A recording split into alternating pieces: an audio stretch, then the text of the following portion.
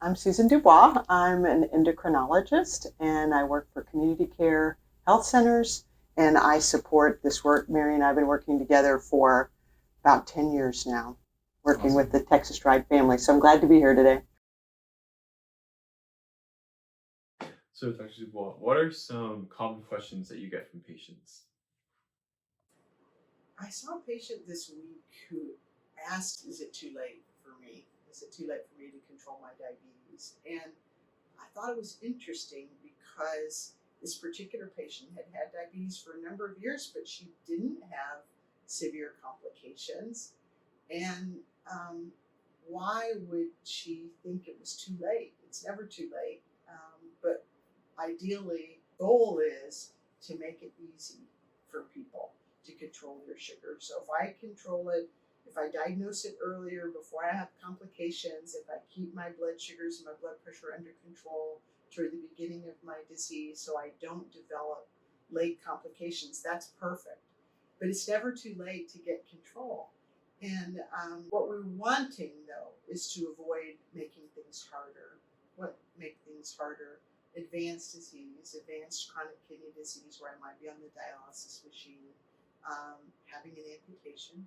That being said, I had a patient walk in with a double amputee with two prostheses yesterday, and I told him how proud he should be that he walked, and he said, he was determined to do that. So it's never too late to grow, to stretch ourselves, to try something new, to try a new medication or a new technology, um, and to learn to accept ourselves and our illnesses where we are, but to make it better.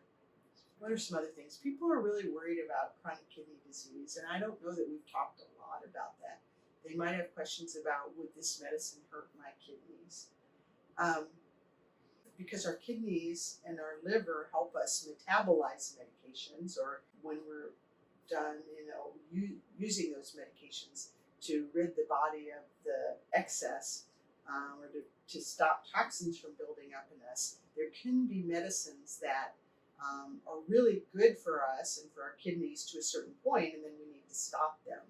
So if you do happen to have chronic kidney disease, you should review your medications with your healthcare provider on a regular basis. Another thing that patients talk to me about, I think, are regrets.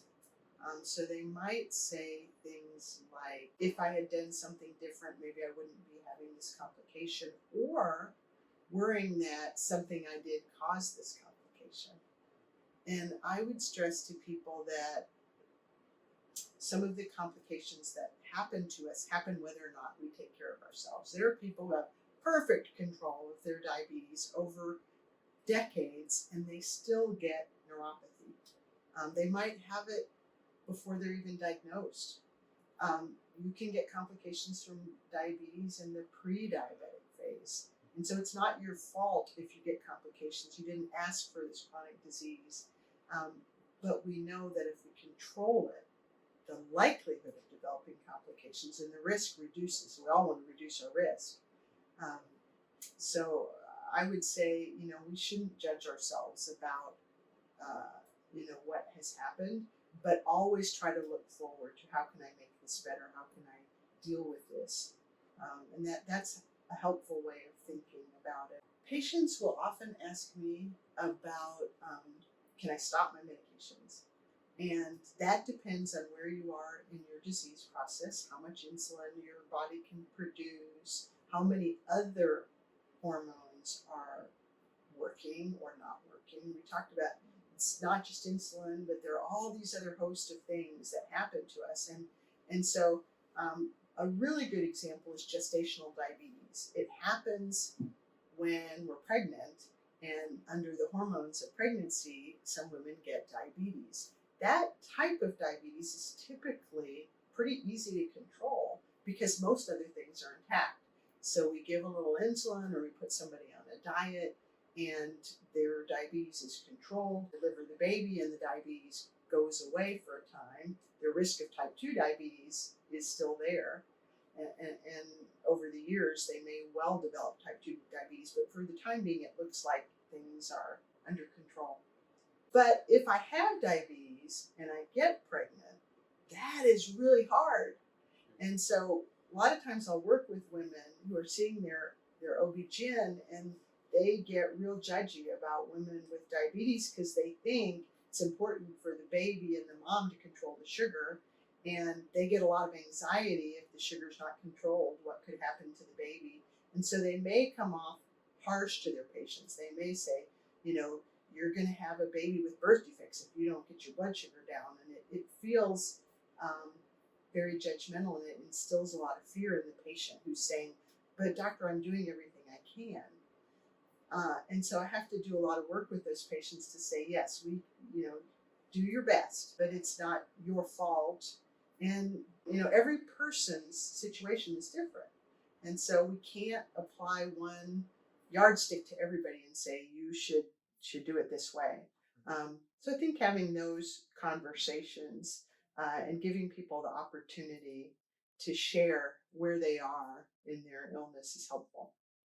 I think it's important to talk about the interaction that we sometimes have with our healthcare providers, with our doctors, nurse practitioners, and so forth.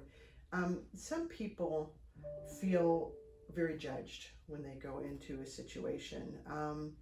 And I think you need to understand that your healthcare providers are sometimes inappropriately invested in outcomes. What do I mean by that? I mean that doctors get judged based on our patient's A1C. And so people are looking at that. They'll say, Dr. Dubois, are your patients controlling their blood sugar?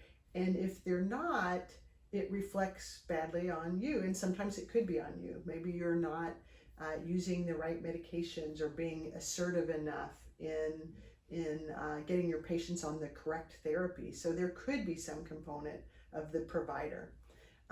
But if we look at it only from the provider perspective, the danger is that providers would say, I don't want to deal with any of the patients that are complex or have disease out of control, so I'll just get them out of my practice. So it looks like I'm doing a really good job because I'm taking care of all the people who are relatively easy to care for.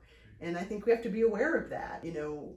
Some healthcare plans give providers ratings based on the performance of their patients. In my view, that limits us all. I do want people to look at the outcomes of my patients. I do want my patients to have good outcomes, but we need to understand that if the outcomes are not always good, then we need to adjust the whole team. What are we not offering that patient to allow them to be successful? Maybe we need to get access to mental health services. Maybe we need to get access to healthy foods in the community. And it's not just about what happens in the doctor's office. That's 10% of outcomes.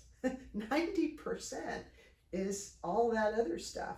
Our genetic, our environment, our education, which is what we're trying to address with these videos. So I want patients to understand that your provider has some anxiety if your A1C is not at goal, but that's not your problem, that's their problem. Your problem is being honest about where you are, what you need to be successful, and you guys coming together as a team to figure it out. And if you don't have the resources you need, ask for them. We tend to have blinders on to the things the resources we don't have. For example, if I don't have access to a podiatrist in my community, I'm going to stop worrying about diseases of the foot because there's nothing I can do about it. And I may never get a podiatrist in my community if I'm blind to that need.